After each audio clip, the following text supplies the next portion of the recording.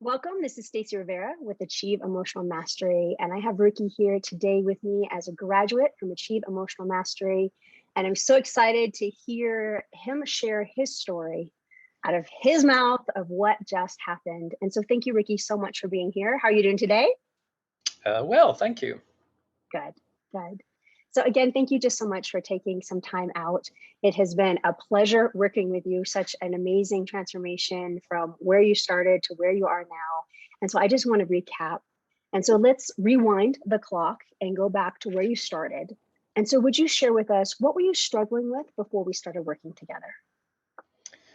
Um, I had been struggling the last couple of years with like brain type issues. So probably the big first thing was the brain fog that everybody seems to talk Yeah. about these days.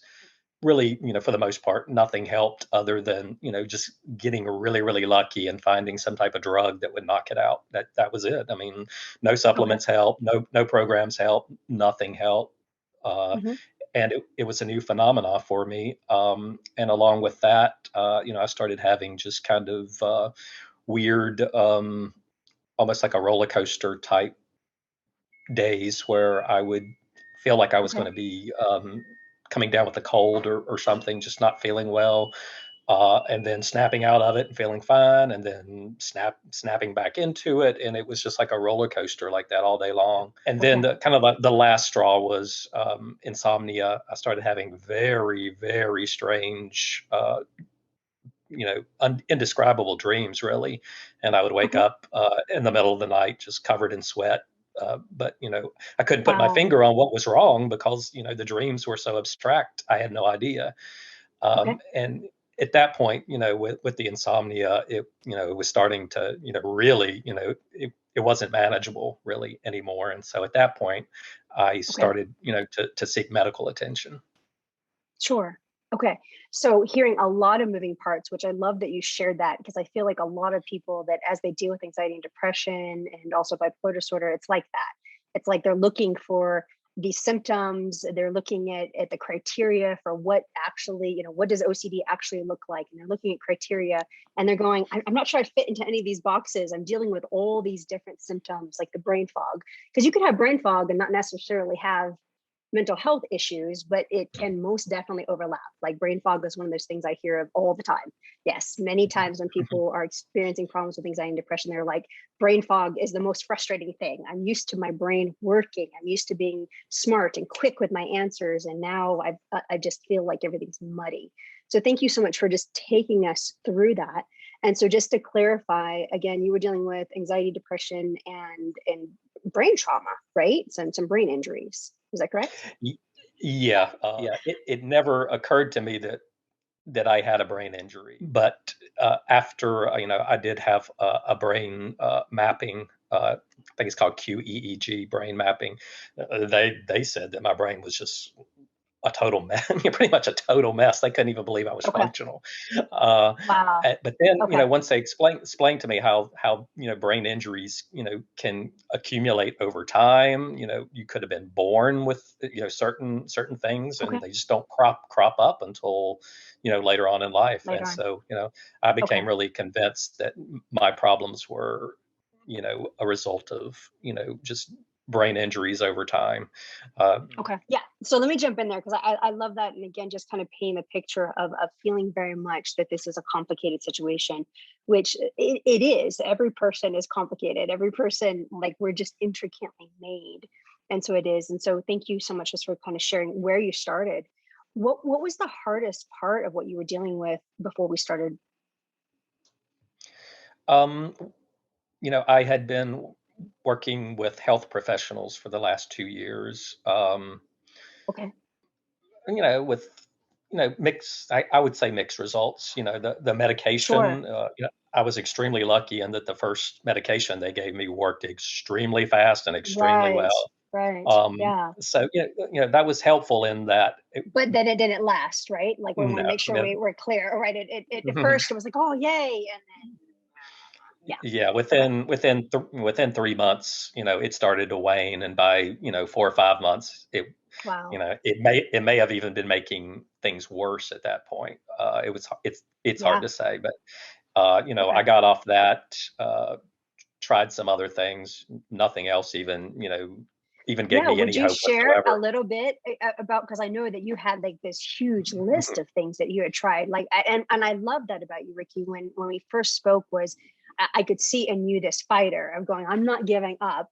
And here's my track record to show all the things I've tried to fix this mess. So would you share just like give me just the highlights of some of the things that you had tried? Yeah, a lot of different medications, the prescribed medications, Okay. tried those and really only one worked, and it only worked for a short period of time. Right, I did, right. I did find that if I weaned off of it for a long period of time, like 5 months, and got back on it, even though it didn't work as well as it did the first time, it did work. It gave me another 3 months. So, Okay. talk about managing. It was like, in the 3 months Yeah. that I was feeling better, then I was very stressed out because I was like, oh my God, I feel better, but I know this isn't going to last. So I try to get as much Okay. possible done as I possibly can during Wow. those that Wow. period That's of time. intense. Yeah. Okay. And then when it was obvious that medication wasn't going to help, I tried all kinds of like talk therapy.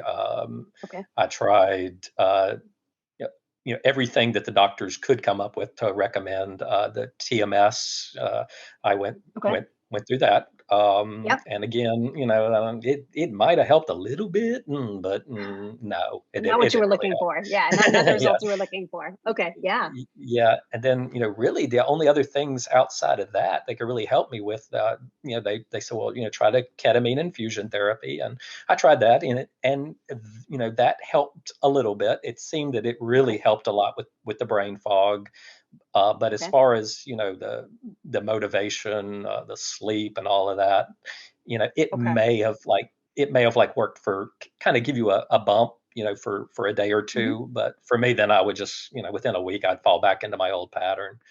So thank you just for sharing that, because again, I know a lot of our audience resonates with trying and trying and trying. And so now that we've worked together, how would you describe yourself now? Like how, what's going on now? Um, Probably the biggest difference is, I have a safety blanket. Um, Okay, because I went through the program, and I saw the results, the changes it was making, okay, um, and it's just now I know that if I get in a bad patch again, that you know I just I need to get back on the program, deal with you whatever's to put keeping me everything away back from the into place. program. Sure, you know sure. it's just it's a powerful tool, and it also really helped me, with one of my symptoms that came later, was a complete loss of spiritual connection, um, Yeah. and being someone who, I felt like I was always born with a spiritual connection. It was a part of me, and it just kind of shocked me that that could just go away. And Okay. everybody Yeah. can go through their crises of faith or their bad points, but there's something inside you that always still feels that connection, that you're gonna make it Hmm. through, and that you have the Holy Spirit working for you and working with you and guiding you. But Hmm. when that symptom hit, I lost all of that, and at that point, it gets really scary. Yeah. Yeah, yeah. Very, very dark without that. I love that that was able to get that part back. That spiritual piece was significant for you. I feel like the other piece that really stands out to me that changed was reconnecting with your emotions. Like when we first spoke, I remember it was like, well, I'm like uh, almost emotionally cut off. Like there just was this suppression of your emotion that was there, which was so interesting because you said that. But I remember our first conversation where I felt like you brought a whole lot of emotion to that conversation, and so that was very interesting. So do you remember like? Can you describe a little bit about like emotionally deadness, like emotional deadness that you were experiencing beforehand? Okay, Unlike a lot of other people that have depression, one of my symptoms was not sadness; it was lack of feeling anything. So, sure. I had felt like, I had worked through some things, and the sadness part seemed to be working normal again. I was like sad when I was supposed to, and just kind of, it was good. Hmm. But as far as a lot of other emotions, like, inspiration, motivation, Yeah, sense of yeah. awe about anything, um, Okay. really feeling joy and happiness, at a profound level instead of just at a show level. I felt like I Mhm. had turned Yeah. into just an actor. I wasn't, I didn't want to show people me. Okay. Okay. And then during our time working together, it seemed like that came back online for you. That now you're finding motivation again, inspiration again, going, oh, I'm just going to go run on the beach, where this was not happening before. So, if you tell us a little bit, like maybe just one example of all, like, hey, reconnection emotionally. Well, I had been visiting my mom and friends in Virginia where I grew up. And I wasn't supposed to see my sister because usually when I go in, I give her a break and she goes on vacation or whatever. And through like Okay. an odd series of things, my flight got canceled, and she was lived closest to the airport, so she came and picked me up. So I did end up seeing my sister. And then I just remembered the next morning after I got up, we were just talking, and she was like maybe standing in front of the sink, and I just had this feeling, just like I'm just going to run up, and while she's got her back face to me, washing dishes or whatever, I'm just going to go and give her a big hug. And it was not, I felt that, I'm not as consistent with it as I want to be, but at least it's Okay. there. It I was just. love that though, because that's just like this piece of like this wasn't happening before, and just feel like I'm just gonna express love to those that I do love. And what I love about this is sometimes when I talk to clients, it's like the really, really big stuff. Like, like all of a sudden I want to go, whatever the big thing is. But it's actually all the little things that add up. It's the waking up in the morning excited about the day, knowing, feeling confident that you can handle whatever comes your way. Like, if a Yeah. storm comes, you're gonna be okay. Like, it's all the little things that matter, that lead up to being able to pursue the big dreams. And so thank you, Ricky, just for sharing that. That's huge. That's huge. So one of the questions that I wanted to ask you was about our first conversation. And so during our first conversation, you expressed how you really felt that others had given up on you, that you were really just too complicated to fix. And so I wanted to ask, what was going through your mind during our first conversation? um I I guess my biggest assumption was it was going to be really something too similar to something that I was already looking into or had already tried. Okay. Um, Okay. you know, Yeah. that I I wasn't skeptical about the program itself, but I was skeptical that it could put a dent in what was going on with me. Because yeah, I had no Okay. frame of reference was my big thing. So let me ask, um, tell us about the impact on other relationships in your life, or even how this has impacted your career or goals moving forward. Like, what's the kind of the bigger impact moving forward that has been positive? Yeah, I mean, it's terrifying. I've always been a high achieving person, and then all of a sudden, I realize just due to all these issues I'm having, Mm, even though I could mask it well, I knew that I wasn't doing the job I was capable of doing.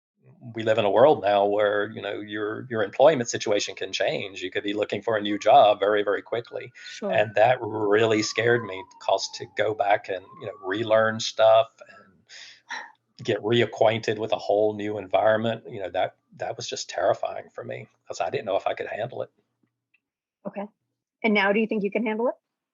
I can, but I also know that logistics, you have to, you know, Sure. getting if I have to go through that, Yeah.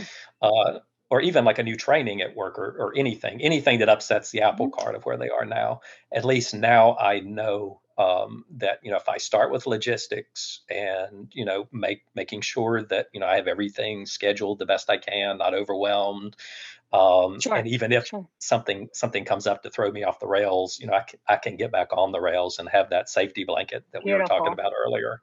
Yeah. Yeah. Absolutely. Beautiful. Okay. Great. Thank you. And then, and maybe we've touched on this because you've kind of, as we talked about other I things, always do but that. yeah, I know we've talked about a lot of different things, which I love. What stands out to you as like the biggest shift in your mindset? Um, it's just the again, the frame of reference and the spirituality. Okay. It's not that I'm totally lost. And also, if I have a bad day, if for whatever reason things just aren't firing or functioning, and you start having some of those, crazy thoughts like, "Oh, I'll never get better." And all you have the safety blanket, the frame of reference. Yeah. I've been down this road before. I have way, way more tools now, more ideas of things that I know will work. You know, Okay. I will, Yeah. I'll snap out of this and I'll be fine. Okay, wonderful. I'm hearing a lot of hope as far as going in the right direction. Things are building. I mean, so much different from where you started. This is beautiful. Thank you. So, Ricky, the last question I really have for you is what would you say to someone who's watching, who's resonating with your story, that's like, man, I got to figure this out. And all the things I've tried have not worked. I need to try something different. I want to push towards complete healing, but they're feeling a little scared to step up and change their life. What would you say to them to encourage them to go, yeah, step up? Well, first, I guess I'm very sympathetic towards what you're going through. Because, Yeah, ooh, yeah, absolutely. your program is unique in that it is, I hate to use this word, but holistic. Um, in I that know I aspect. always feel like that word needs a description, but to say whole health, and that's the key. That is the key. If we don't heal emotionally, physically, and spiritually, we're just keep going around the mountain. That's the thing. Exactly. Mhm. Yeah. Okay. All right. Thank you so much, Ricky. So again, this is Ricky, a recent graduate from Achieve Emotional Mastery. Thank you, Ricky, so much for being here. And so for anyone who's watching and you are resonating with Ricky's story and you're like, yeah, I want to overcome anxiety and depression. I'm ready for a different life and a different trajectory. Then I want to invite you to book a call. And you can do that at stacyrivera.com/call. And let's talk about your situation so we can dive into your particulars, what's going on with you, and create a personalized strategy just for you so that we can guide you through the process of overcoming so that you can secure your success in life. Thanks again for watching. This is Stacey Rivera with Achieve Emotional Mastery.